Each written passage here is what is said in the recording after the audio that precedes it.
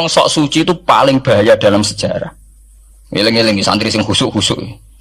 Mulane mboten iki sejarah. Mulane Kiai Maimun, Kiai ngalim rata-rata gedeng santri khusuk dalam hal sejarah. Akhirnya ono kelompok sing sok khusuk, yaiku moh tukaran, ya moh partai, moh kelompok-kelompokan. Ngerasa bener dhewe iku sing disebut kelompok Khawarij. Wong Khawarij iku darani dosa gedhe murtad saking khusuke. Ora ana dosa cilik, kabeh dosa iku gedhe. Mergo dosa iku bentuk pelanggaran terhadap Allah Subhanahu wa taala. Wes entek khusuk wong Khawarij. Ora ana wong khusuk dalam sejarah kaya wong Khawarij. Tapi saking khusuke duwe akibat Ali yo darani salah, Muawiyah yo darani salah. Ya kok wong saiki PKB darani salah, PKNU darani salah, NU darani salah, Muhammadiyah darani salah. Dekne mau klunak-klunuk ning kamar ora tau gawe madrasah, ya ora tau mulang ngaji. Paham nggih? Ya ora tau dadani umat, mau pertuntang-pertuntung. Iku Khawarij, ngono jenenge apa? Khawarij. Saelek-eleke partai iku sering duwe paguyuban, ngrudak-gruduk istighosah mbok gawe sekolahan. Saelek-eleke partai. Saelek-eleke ormas yo sering gerakno masa nganggo kebaikan. Tapi sak soleh-soleh wong dhewean paling klunak-klunuk. Ajal ning nggo madrasah dhewe, nek ora gawe proposal lho. Nek ora ngono donyane entek, padahal donyane mung sapi kuru entek. Iku nggo pondasine tok ora cukup. Nggo pondasine tok mboten apa? Cukup. Wis wong soleh paling apik sak donya, mulyane niat gawe masjid lho. Ndadekno pondasine tok tanpa gretok ora ngarah cukup. Ada sing rapati soleh lewat partai proposal sana sini masjidnya jadi mewah boko duit subhat boko haram abang boko hijau bos. Akhirnya wong Khawarij gawe satu kelompok sing ngalalno darai Ali yang ngalalno darai Muawiyah. Akhirnya matek dipateni wong Khawarij sampai sekarang. Para teroris, para bom bunuh diri itu rata-rata berangkat dari orang yang sudah anti sama kepartaian, anti sama golongan, merasa suci sendiri, kemudian banyak terjadi bom bunuh diri dan sebagainya. Itu sejarahnya panjang. Memang samu gampang tapi urip. Sebab itu semenjak itu sudah ulama-ulama itu tidak senang sama orang yang merasa sok suci sendiri, benar. Loh, saya sering ditanya, Gus, sampean itu kan tidak berpartai. Terus kalau organisasi di Indonesia yang kamu ikuti apa? Tak jawab. Asal NU atau Muhammadiyah itu mayoritas. Saya hanya ada di antara dua itu. Asal mayoritas, masih mayoritas. Soal aku tidak pengurus, memang tidak pengurus. Tapi saya milih di antara NU atau Muhammadiyah. Asal masih mayoritas. Secara organisasi lah. Bahwa per detail perilaku kita karena kita punya ilmu. Ya mungkin kita punya keekhasan sesuai kapasitas masing. Tapi kita harus milih salah satu NU atau Muhammadiyah. Karena ya Nabi sering pesan bahirul muslimin wa man sadza fin nar alaikum bil jamaah fa inna yadawahi ma'al jamaah wa man sadza fin nar. Kamu harus ikut kelompok mayoritas. Kamu enggak boleh hidup sendiri. Wa man sadza fin nar, yang merasa benar sendiri masuk neraka. Ya karena itu tadi ada madrasah karena dibikin kelompok NU. Nanti ada sekolahan modern yang menjadi izzatil Islam wal muslimin melawan wong Kristen atau wong fasik ya sekolahan Muhammadiyah. Ngerono madrasah, ono turutan, ono lagar penceng, jasane wong ono sekolahan sing iso bersaing mbek non muslim wae Muhammadiyah. Ya itu saja kita.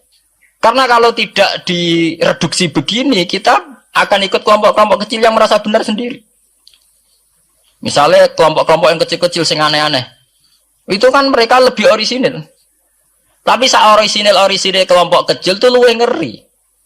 Misalnya kayak kemarin ada kelompok An-Nazir.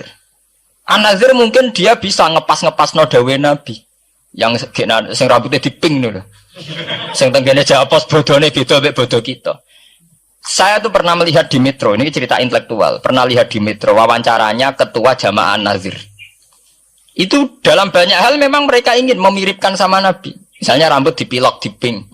Dalam sejarah sampean takok ahli hadis, memang Nabi Sayyidina Abu Bakar itu rambutnya apa di apa itu disemir. Terus mereka kalau sholat isya itu akhir. Katanya Nabi kalau sholat isya sulusul lail. Dan sebagainya. Tapi apa sisi yang dari itu terus kemudian merasa persis Nabi? Wong Nabi itu macam-macam. Beliau hidup itu berapa tahun? 23 tahun. Semenjak beliau jadi Nabi itu ngalami kenabian binten 23 tahun. Dan itu punya ikhwal-ikhwal yang rawan ada nasah mansuh. Seperti sekarang di Pondok Indramayu, di mana-mana ada satu kelompok yang nganggap kehidupan sekarang itu adalah periode Makkiyah. Periode Makkiyah itu satu periode yang dimana sholat cek rapati wajib, zina rapati haram, nyabu rapati. Ya ada kelompok-kelompok di kota-kota begitu. Di kota-kota juga banyak orang yang sama orang zina itu biasa, sama orang nyabu biasa. Mereka sendiri tetap mengharamkan zina, tapi nggak perlu dilawan. Sehingga polemik ketika FPI begitu ada yang mengatakan periode sekarang itu mirip Makkiyah, di mana kemungkaran nggak perlu dilawan, yaitu bil hikmati wal mau'izatil hasanah. Ada orang yang menafsirkan Islam sekarang itu sudah periode Madaniyah, sehingga kemungkaran harus dilawan. Yang kayak FPI itu yang anggap sekarang sudah periode Madaniyah.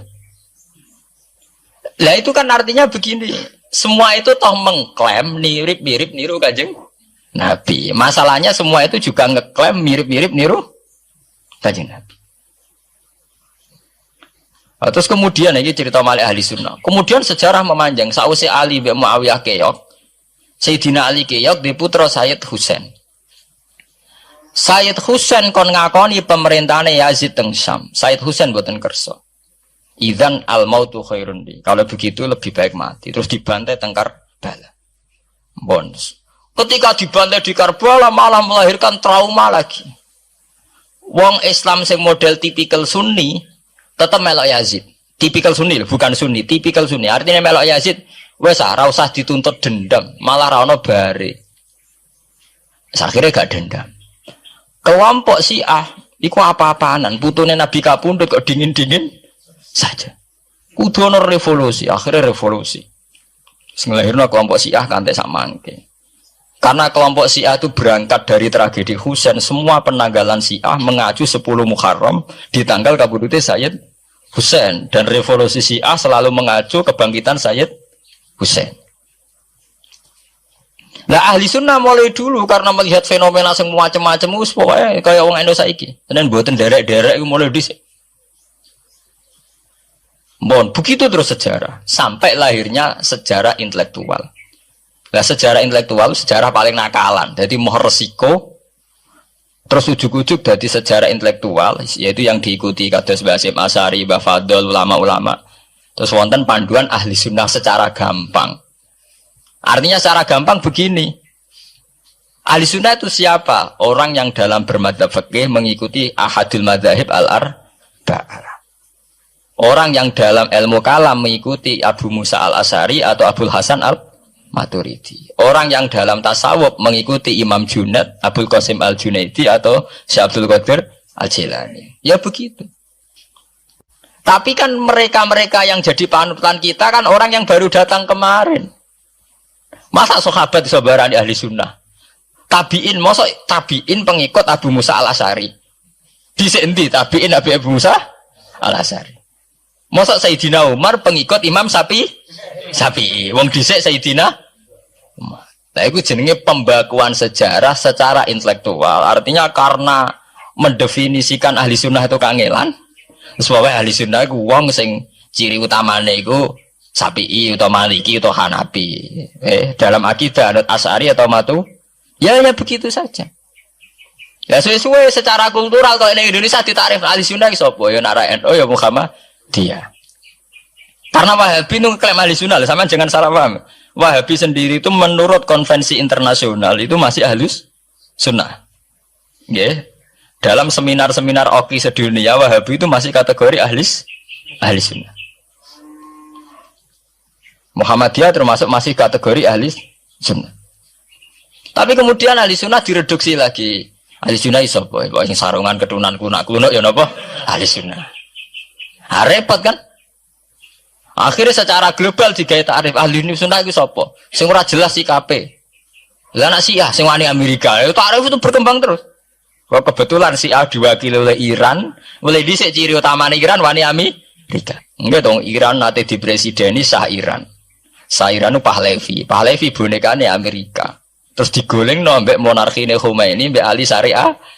Semenjak itu Iran identik mbek wani Amerika dimulai zaman era revolusi sinten Khomeini. Badhe niku Rafsanjani nggih masih wani Amerika. Terus sama ke Ahmad bin Nijat nih. Mulai rian Iran buat di ciri khas sebuah negara yang wani apa? Amerika. Wani tenan Boris pokoknya jadi sejarah. Dene wis duwe sejarah ciri khasnya wani apa? Amerika. Nah sesuai jadi takrif. Pemerintahan Sunni piye? Sing balane Amerika, lha Arab Saudi balane Amerika. Lah sing Syiah sing wani. Lah sesuai tarif